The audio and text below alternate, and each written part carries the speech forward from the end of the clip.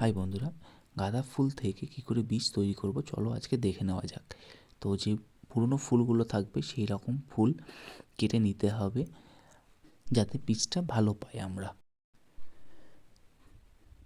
তো এরপরে আমরা ফুলগুলো কেটে নেব যাতে শুকাতে দিলে সুবিধা হয়, আমাদের তাড়াতাড়ি শুকিয়ে যায়। আর ফুল থাকলেও অসুবিধা কিছু হয় না, কিন্তু অনেক দেরি হয়ে যায় শুকাতে, সেই কারণে ফুলটা কেটে নিলে ভালো হয়।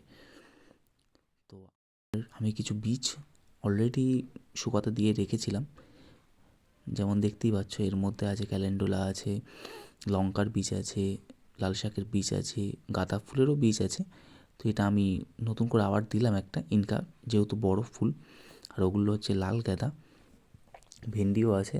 আর যে জালিটা দেখতে পাচ্ছ সেটা হচ্ছে মাটি চালা জালি আমার, তো পাখিতে অনেক বীজ খেয়ে যায়, সেই কারণেই দেওয়া এটা আমার।